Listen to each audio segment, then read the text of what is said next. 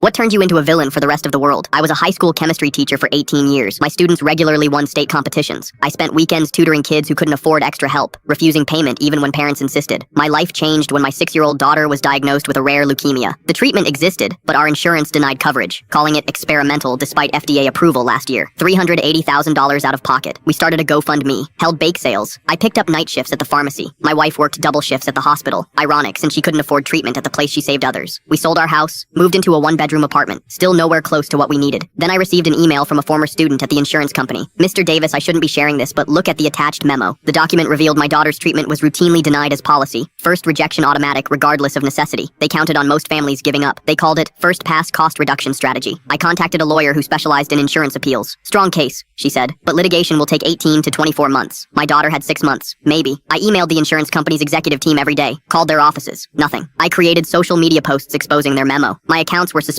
for sharing private information. Local news wouldn't touch the story. The company was their biggest advertiser. At my daughter's hospital bed one night, I opened my laptop to grade papers and noticed a former student had just been hired as the insurance company's social media manager. They'd posted about it on LinkedIn. Same company denying my daughter's treatment. Something broke inside me. I'd taught chemistry for nearly 2 decades. I knew things. Dangerous things I'd always taught students to respect, never abuse. I created anonymous accounts and started leaving instructions for chemical reactions that could damage property, specifically compounds found in the insurance company's building materials, ventilation systems. I never intended for anyone to use this information. It was a desperate cry for attention, a way to get the company to notice me, but someone did use it. A small fire broke out at their headquarters at 3 a.m. No one was hurt, but they evacuated 3 floors. The next morning, I received a call from their executive vice president. We've reconsidered your appeal, Mr. Davis. The treatment has been approved. Just like that. My daughter received her treatment 2 days later. The doctors say her prognosis is excellent. I should have been elated. But then the FBI showed up at my classroom. Not for the chemical instructions. They had no way to connect those to me. They came because the insurance company had reported me for terroristic threats based on my desperate emails begging them to help my daughter. I was placed on administrative leave. My teaching license was suspended pending investigation. Parents who trusted me with their children for years now crossed the street to avoid me. Former students unfriended me on social media. The investigation eventually cleared me of making actual threats, but damage was done. No school would touch me. I now work at a chemical supply company, ironically making twice what I did teaching. My daughter is healthy, thriving. The insurance executive who approved her treatment was promoted for resolving a PR crisis. The company implemented new security protocols but never changed their automatic denial policy. Sometimes my former students approach me shyly at the grocery store. You were the best teacher I ever had, Mr. Davis. What happened to you? What happened? I saved my daughter's life. I lost my career, my reputation, and the respect of a community I'd served for 2 decades. The insurance company now includes my case in their training materials, not as an example of flawed policies, but as a warning about potentially volatile claimants. I wonder how many parents after me simply accepted the first denial and watched their children suffer. Sometimes, I wonder what would have happened if I'd posted more than just chemical reactions. Sometimes I draft those posts, just never hit send. Everyone thinks I'm the villain in this story. Maybe they're right, but my daughter is alive, and that's the only verdict that matters to me.